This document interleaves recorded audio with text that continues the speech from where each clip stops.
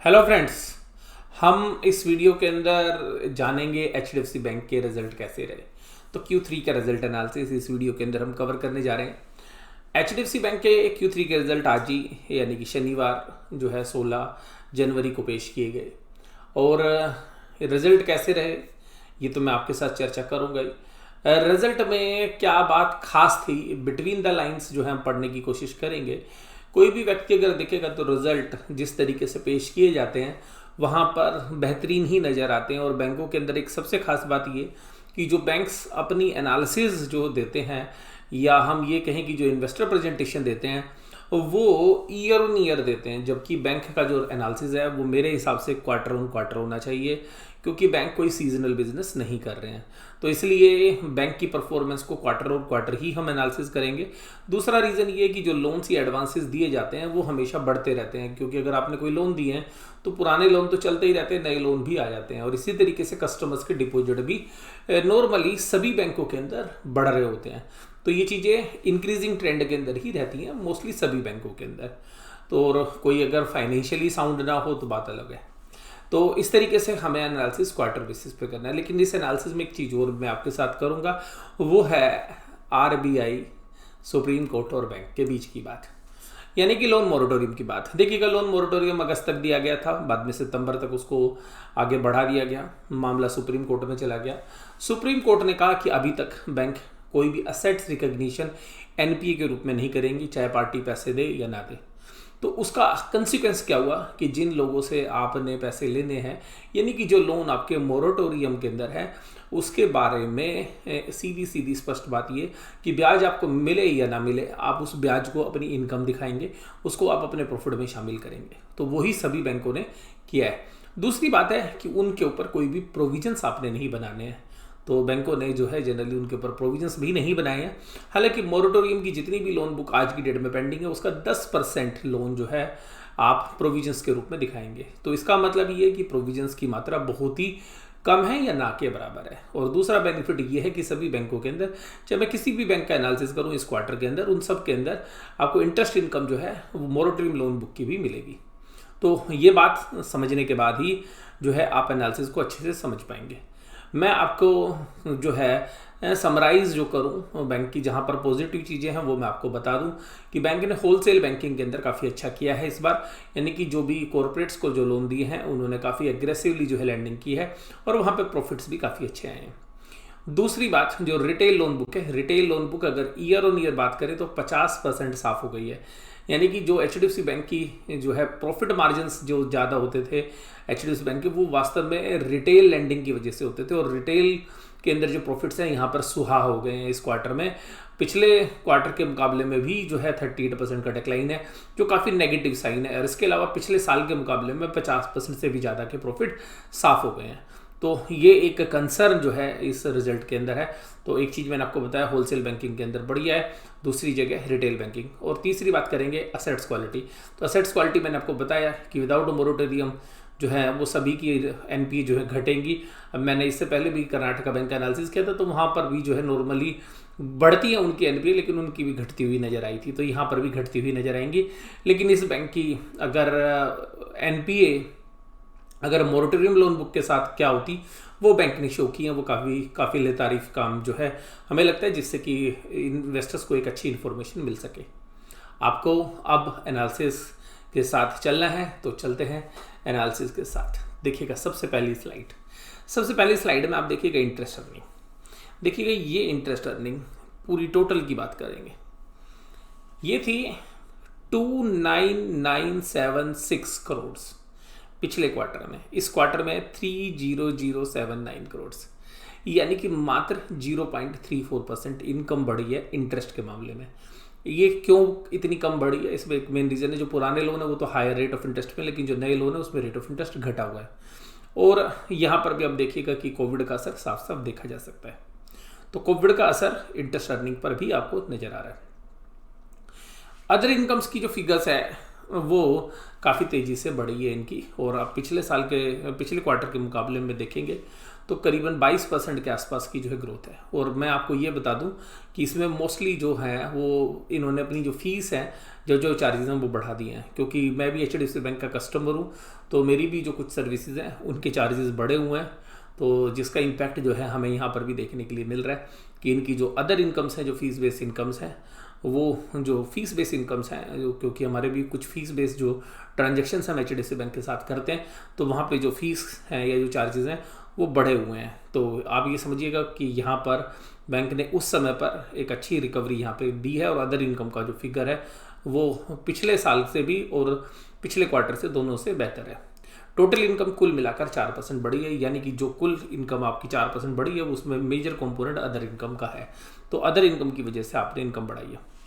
Interest आपने जो पे किए हैं वो काफ़ी घटे हुए हैं, और करीबन आप देखिएगा कि 5% के आसपास की जो इंटरेस्ट एक्सपेंसेस हैं वो घट गए हैं, जिसका बेनिफिट आपको प्रॉफिट में भी नज़र आ रहा है।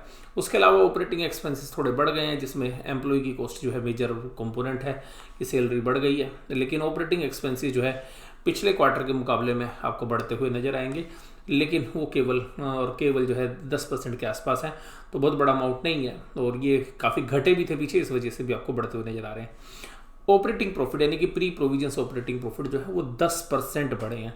ये जो है काफ़ी अच्छा है, और ये इसलिए बढ़े हैं 10%, आप ध्यान से समझिएगा कि इसमें जो इंटरेस्ट कॉस्ट की जो सेविंग हुई है, क्योंकि जो रेट ऑफ इंटरेस्ट RBI ने काटे हैं उसका बेनिफिट जो है इन बैंकों के पास है, तो वो जो 10% का रेट कट है वो यहाँ पर साफ साफ देखा जा सकता है। तो ये जो 10% का मार्जिन है जो रेट ऑफ इंटरेस्ट कट होने की वजह से, वो यहाँ पर साफ साफ जो है नज़र आ रहा है। प्रोविजंस, अब देखिएगा इनका जो नेट प्रॉफिट है वो तेजी से बढ़ेगा। ये प्रोविजंस जो हैं ये बहुत कम बनाए हैं इन्होंने, यानी कि कोविड की सिचुएशन, लोन की रिकवरी में प्रॉब्लम, लेकिन सुप्रीम कोर्ट और RBI के मोरेटोरियम पे जो अभी डिसीजंस हैं उसका बेनिफिट लो प्रोविजंस के साथ जो है बैंक यहाँ पे चल रहा है। तो लो प्रोविजंस का बेनिफिट आपको साफ साफ कंपनी के नेट प्रॉफिट पर साफ साफ नजर आएगा, और कंपनी का नेट प्रॉफिट देखिएगा बिफोर टैक्स जो है 1171 करोड़ हो गया, यानी कि 11,771 करोड़, जो कि 10,110 करोड़ से, तो सीधा 10% का जंप यहाँ पर भी है। और टैक्स का बेनिफिट आने की वजह से जो है अब यहाँ पे देखिएगा जो टैक्स एडजस्ट करें तो यहाँ पर जो प्रॉफिट है वो 16.5% बढ़ रहा है। तो क्वार्टर ऑन क्वार्टर भी 16% का प्रॉफिट जंप काफ़ी बेहतरीन जो है माना जाएगा। तो इसमें मेजर कंट्रीब्यूटर क्या है वो ध्यान से समझिएगा। मेजर कंट्रीब्यूशन है नो प्रोविजन या लो प्रोविजंस, यानी कि no provisions on moratorium loan book, वो एक बेनिफिट है। दूसरी बात है कि जो इंटरेस्ट अर्निंग है, इस इंटरेस्ट अर्निंग में वो अमाउंट भी इंटरेस्ट का शामिल है जो कि मोरेटोरियम लोन बुक है, यानी कि जो रिकवरी तो नहीं हुई है और लेकिन आपकी इंटरेस्ट इनकम में शामिल है। अगर NPA की कोई भी एसेट्स होती है तो उसकी इंटरेस्ट इनकम केवल तभी शो होती है जबकि वो कैश में रिसीव हो जाए, जबकि इस परिस्थिति में चाहे वो रिसीव हुई है या नहीं हुई, यानी कि एक्यूरल बेसिस के ऊपर आपने वो शो की है। तो दूसरा जो बेनिफिट है वो यहाँ से आ रहा है, एक तो लो प्रोविजंस की वजह से आ रहा है, दूसरा आपको इंटरेस्ट अर्निंग की वजह से आ रहा है जो कि मोरेटोरियम बुक पे थी या नहीं थी।